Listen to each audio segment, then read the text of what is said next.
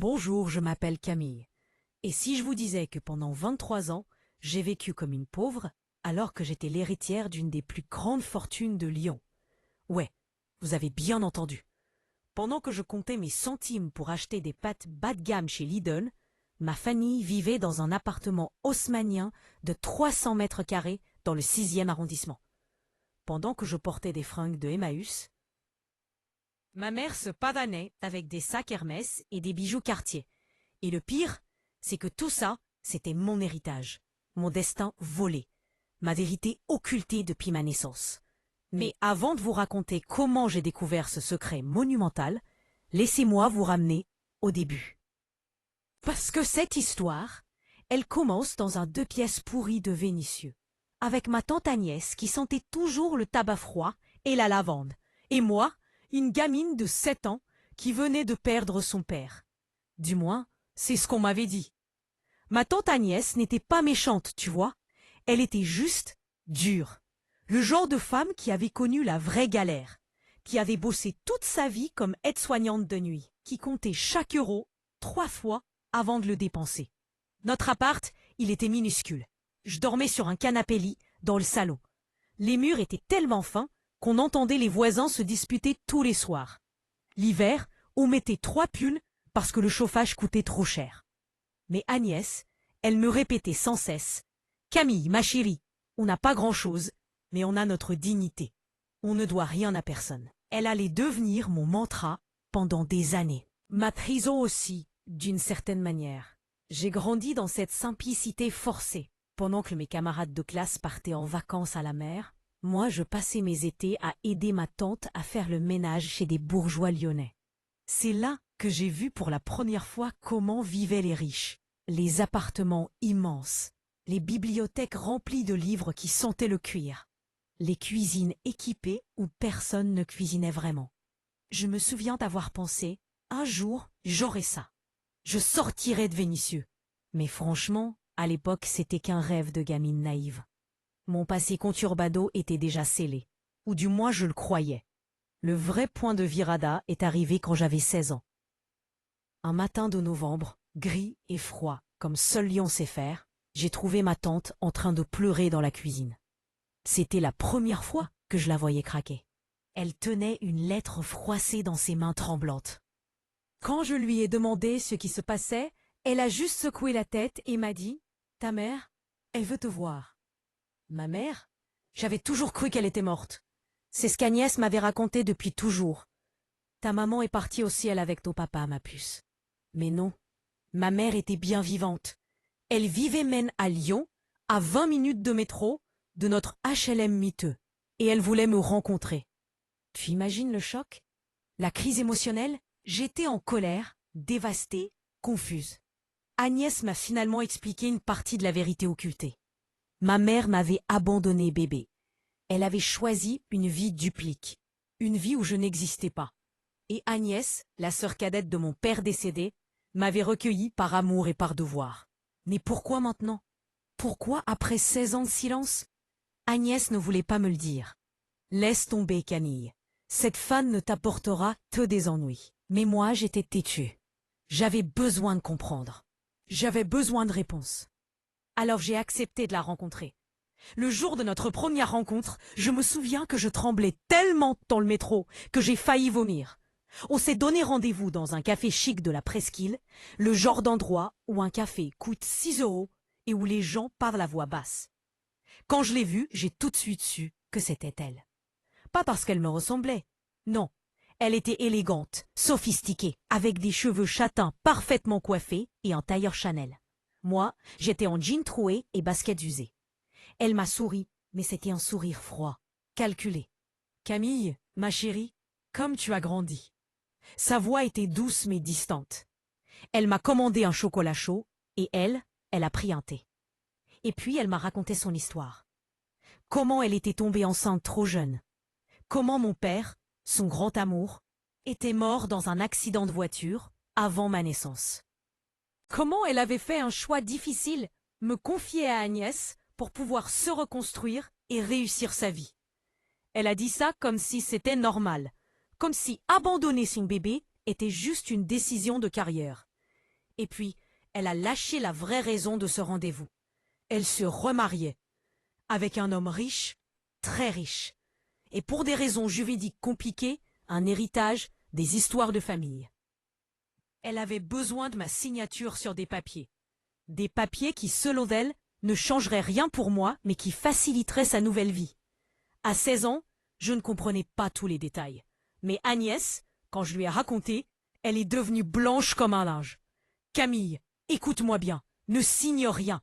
Tu m'entends? Rien du tout. » Mais ma mère était persuasive.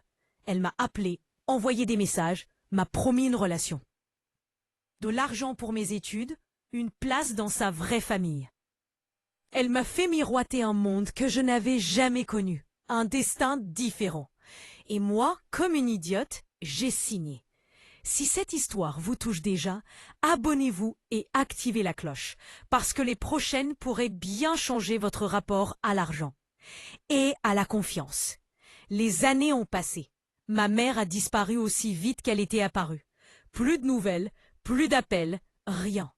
J'ai terminé le lycée, obtenu mon bac avec mention. Et j'ai commencé des études d'économie à l'université Lyon 2. Agnès était fière de moi, même si elle devait se tuer à la tâche pour payer mes frais. Je bossais le week-end dans un Franprix pour l'aider. On survivait, mais c'était tout. Et puis, l'événement inattendu. J'avais 23 ans quand Agnès est tombée malade. Un cancer foudroyant qui lui a laissé 6 mois à vivre. C'est dans son lit d'hôpital, à l'hôpital Édouard Herriot, qu'elle m'a finalement tout raconté. La vraie histoire. Le vrai secret. Mon père n'était pas un simple ouvrier mort dans un accident. C'était l'héritier unique d'une dynastie industrielle lyonnaise. Sa famille possédait des usines, des immeubles, des actions dans des entreprises comme LVMH et Total Energy. Une fortune colossale. Quand il est mort, tout devait revenir à son enfant, à moi.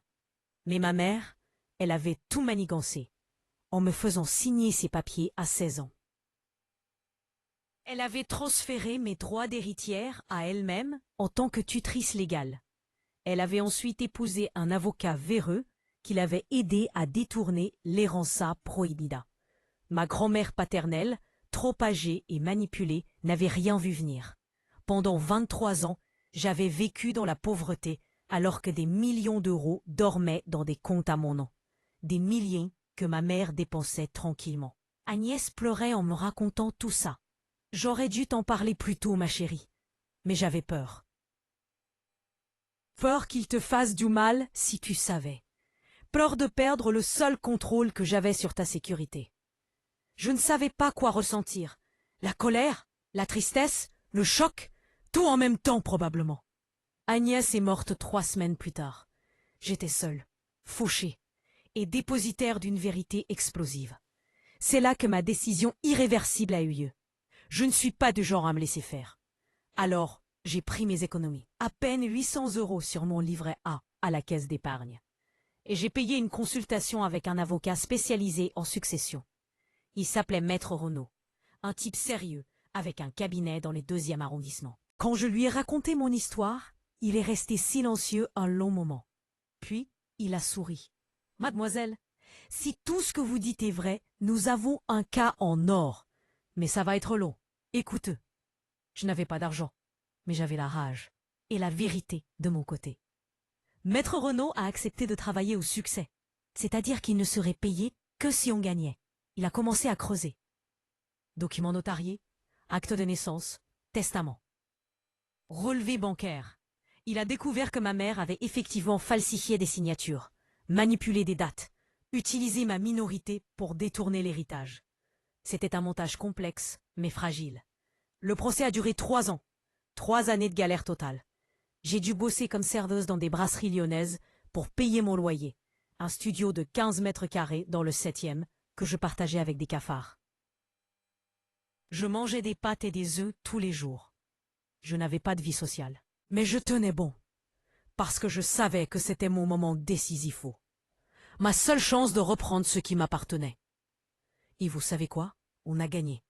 La reviravolta dramatique est arrivée un mardi matin de juin. Le juge a annulé tous les documents que j'avais signés à 16 ans, car signés sous contrainte morale et informative insuffisante. Il a ordonné le transfert immédiat de tous les biens qui me revenaient légalement. Je suis passé de serveuse fauchée à multimillionnaire. Mais attendez, parce que l'histoire ne s'arrête pas là. La vraie reviravolta, la justicia inesperada, c'est ce qui s'est passé ensuite. Ma mère, quand elle a appris le jugement, elle est devenue folle. Elle a tenté de faire appel, mais ses avocats l'ont lâchée.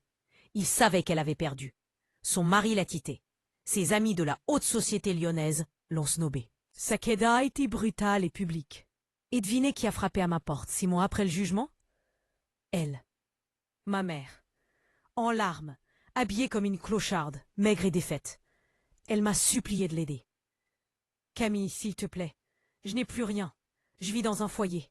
Je n'ai plus d'argent, plus de toi. Tu es ma fille. Tu ne peux pas me laisser comme ça. J'ai ressenti tellement de choses à ce moment-là. Une partie de moi voulait claquer la porte, lui faire subir ce qu'elle m'avait fait subir, lui montrer ce que ça fait d'être abandonnée. Mais une autre partie, la partie que tante Agnès avait élevée, ne pouvait pas faire ça. Alors voilà ce que j'ai fait. Je lui ai loué un petit studio propre dans le 8e arrondissement. Rien de luxueux, mais décent. Je lui ai ouvert un compte à la banque postale avec une allocation mensuelle de 1 000 €. Juste assez pour vivre simplement, comme j'avais vécu toute ma vie. Et je lui ai dit, tu vas apprendre à vivre avec peu, comme moi j'ai dû le faire. Et si un jour tu comprends vraiment ce que tu m'as fait, on pourra peut-être parler. C'était mon sacrifice, ma vittoria silenciosa. Pas une vengeance, mais une leçon. Maintenant, laissez-moi vous parler de ce que j'ai fait avec cet argent. Parce que franchement, c'est là que ça devient intéressant pour vous. Quand j'ai reçu mon héritage, on parle de plusieurs millions d'euros, des immeubles à Lyon et Bordeaux, des actions, des obligations. J'aurais pu péter un câble et tout claquer. Acheter une Porsche, un appart de ouf avec vue sur le Rhône, partir en vacances aux Maldives. Mais tante Agnès m'avait trop bien éduquée. J'ai d'abord pris 6 mois pour réfléchir. J'ai lu des livres, Père riche, Père pauvre de Robert Kiyosaki, L'homme le plus riche de Babylone de George Clason. La semaine de 4 heures de Tim Ferriss. J'ai écouté des podcasts français sur l'investissement. J'ai consulté 3 conseillers financiers indépendants et j'ai compris un truc fondamental. L'argent, c'est pas fait pour être dépensé, c'est fait pour travailler pour toi. Voilà ce que j'ai fait concrètement et vous pouvez le reproduire à votre échelle, même avec 1 000 €. 1. J'ai créé un fonds d'urgence. 6 mois de dépenses sur un livret A. C'est ennuyeux, hein? Ça rapporte presque rien. Mais ça donne une sécurité psychologique de ouf. Du coup, même si demain tout s'écroule, je sais que je peux tenir. 2. J'ai ouvert un PEA chez Boursorama. J'ai investi dans des ETF diversifiés, genre le MSCI World qui suit les plus grandes entreprises mondiales. Pas de stock picking de fou. Pas d'actions à risque. Juste du solide, du long terme.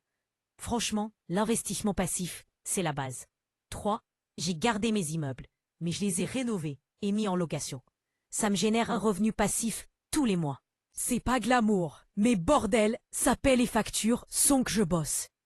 4. J'ai investi dans ma formation. Des cours en ligne, des certifications, des conférences. Parce que le meilleur investissement, c'est toujours en soi-même. 5. J'ai donné. Ouais, je sais, ça peut paraître con. Mais j'ai créé une fondation pour aider les gamins de quartiers défavorisés à accéder à l'éducation financière. Parce que personne ne m'a appris ça. Agnès faisait de son mieux, mais elle ne connaissait pas ces trucs. Si une seule gamine de Vénissieux peut éviter mes galères grâce à ça, alors ça vaut le coup.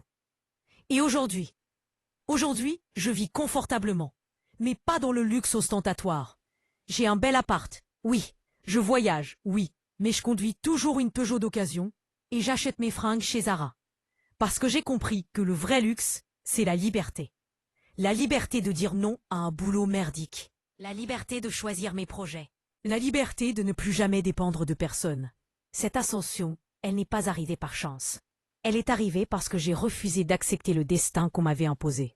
Parce que j'ai découvert la vérité occultée et que je me suis battue pour elle.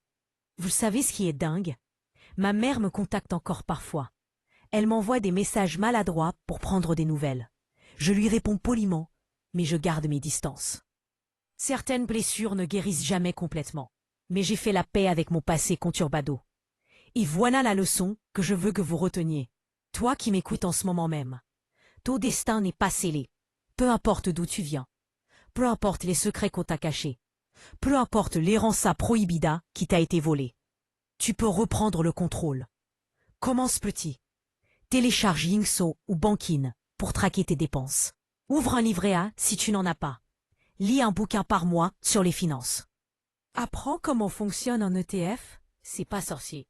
Arrête de penser que l'argent, c'est sale ou compliqué. C'est juste un outil. Et comme tous les outils, ça s'apprend. Moi, j'ai mis 23 ans à découvrir que j'étais riche. Mais franchement, la vraie richesse, je l'avais déjà. Elle était dans les sacrifices d'Agnès, dans sa dignité, dans ces soirées d'hiver où on mangeait de la soupe en riant devant une vieille télé qui captait mal. L'argent a juste amplifié ce que j'étais déjà, une fille qui refuse de baisser les bras. Alors voilà ma question pour toi. Et toi, quand vas-tu enfin prendre le contrôle de tes finances? Quand vas-tu arrêter de subir et commencer à construire? Quand vas-tu provoquer ta propre reviravolta? Parce que je peux te le dire par expérience, le changement abrupt, il arrive rarement par magie. Il arrive quand tu décides que tu en as marre de vivre la vie qu'on a choisie pour toi. Il arrive quand tu acceptes que oui, ça va être dur, ça va être long, mais que bordel, ça vaut le coup. Ma tante Agnès me disait toujours, on ne doit rien à personne. Aujourd'hui, j'ajoute, mais on se doit tout à nous-mêmes. Si cette histoire vous a touché, inspiré ou même un peu secoué, abonnez-vous à cette chaîne. Activez la cloche. Partagez cette vidéo avec quelqu'un qui en a besoin. Parce que les histoires comme la mienne, elles ne sont pas rares. Elles sont juste rarement racontées. Et qui sait, peut-être que vous aussi, vous êtes l'héritier d'un destin que vous n'avez pas encore découvert. Peut-être que votre révélation finale n'est qu'à un moment décisif de distance. Peut-être que votre vie duplique, celle que vous montrez au monde, et celle que vous vivez vraiment. Attends juste que vous décidiez de les réconcilier. Moi, je suis Camille, et je suis passée de serveuse fauchée de Vénitieux à investisseuse libre et sereine. Pas parce que j'étais spéciale, pas parce que j'avais un don, mais parce que j'ai refusé de rester victime de mon passé. Et maintenant, c'est ton tour. Allez, à bientôt pour une prochaine histoire. Et n'oublie pas, ta vraie richesse, elle commence dans ta tête. Le reste, c'est juste du bonus. Bisous et prenez soin de vous.